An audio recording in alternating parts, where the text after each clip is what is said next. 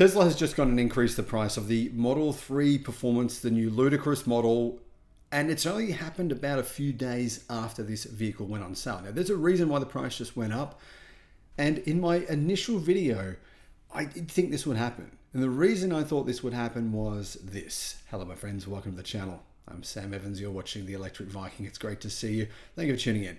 The Tesla Model 3 ludicrous version, it's not called that. It's just called the Tesla Model 3 Performance, but it does have ludicrous badges. Its price was revealed in the US only a few days ago. It went on sale only a few days ago, but the price has already been increased. And the reason is because it's probably too cheap.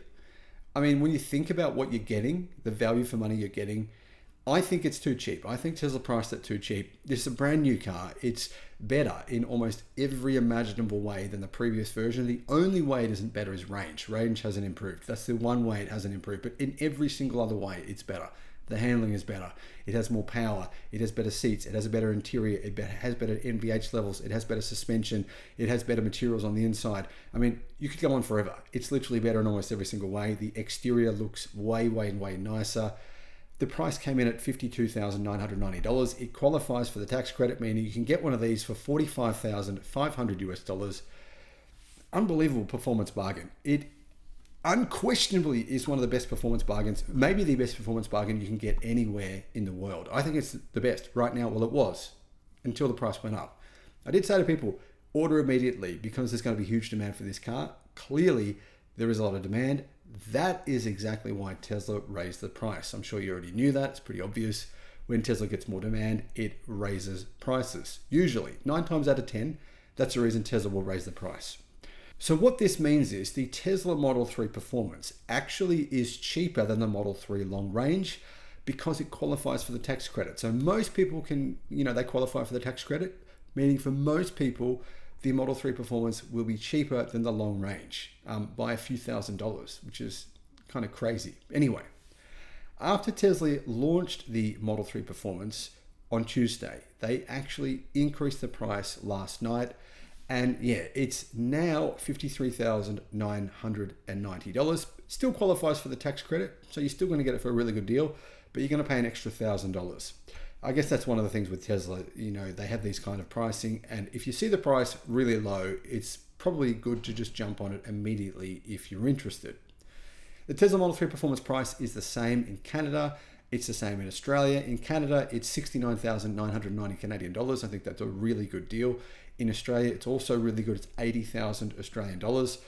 And when you include the tax credit, like I said before, the price, it came down to 45,500. Well, it's now 46,500. Still really good price. But the long range configuration is $47,740, meaning even now, it's still cheaper than the long range version if you qualify for that credit. However, if the Tesla Model 3 Performance were to become more than $55,000, it would no longer be eligible for the IRA tax credit. So rest assured, Tesla is very unlikely to raise the price above $55,000. Could they raise it again from here, from $53,990? Absolutely. It really depends on how much demand. How much demand will they get for this vehicle? I think you're going to see huge demand. I would still order this if you're interested. I wouldn't worry about the $1,000. I know it sucks, but I wouldn't worry about it. The reason being this. I believe reviews are going to come out. We're going to see reviews from more journalists who are, not anti-EV. So far, we've seen some reviews from journalists who, it doesn't sound loud. You can't hear the V8. There's no noise. There's no screaming noise. It should sound like a Porsche Taycan with speakers noise coming through. I mean, to me, that is absolutely ridiculous. But I think you're going to find more and more people realize that this car, for the price, for $46,500, is incredibly good. And I think really, it's the bargain of the last decade when it comes to performance cars. That's what I think. Now, that's for me. I know I don't do this on the channel that much, but I'm a performance car junkie. I absolutely love performance cars. I've always been reading reviews and reports on them. I do that every day. It's like my thing. It's my passion. I love NBA. I love American football. And I love fast cars. And if you look at the performance to price ratio, it's the best performance to price ratio of any car in the world, in my opinion, right now. So I think there's going to be a lot of demand from those people first, for at least the first few months. Some states offer additional credits though. In for example, California, And Colorado, you can get $7,500 and $5,000 off those prices as well, making it even cheaper. In addition to launching in the US and Canada, Tesla now sells the Model 3 Performance in China, in Europe, in New Zealand, Thailand, some Southeast Asian countries, and also they are about to sell them in the Middle East. And the Model 3 Performance has been a car Tesla has put a lot of work into. It's much better than the previous version. It's got better brakes. Keep in mind as well, if you're into tracking your car, a lot of people think EVs are not good for going on the track. That's categorically not true, because think about it. The biggest problem with a car track, when you take it to the track, is the brakes don't last long enough, right? Now, if you're not a professional driver, you don't have a professional team in your pit, then your brakes wear out and you just have to stop. Then you have to wait for them to cool down, or you replace your brake pads. A lot of work involved. That's the big reason for, cutting your track day short. But with an EV, and in particular the Model 3 Performance, you don't have to do that, because regen braking comes in, and that's going to make your brake pad wear significantly less than what it would otherwise. That regen braking will take a lot of strain off your actual brake pads and allow you really to get more laps in.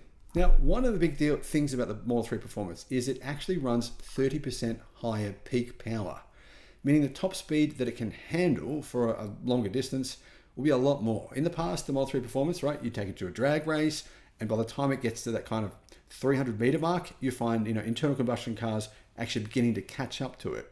Not catch up, but actually beginning to catch up, because the Model 3 Performance would just top out and the power would kind of start to drop.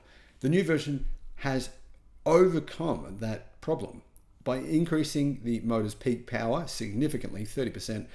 Well, you're going to find that when we start to see those quarter-mile drag strip tires, which I know a lot of people love. A lot of people say, oh, that's not relevant, but actually the majority of people who buy a performance car, that's really the main thing that they care about. It is.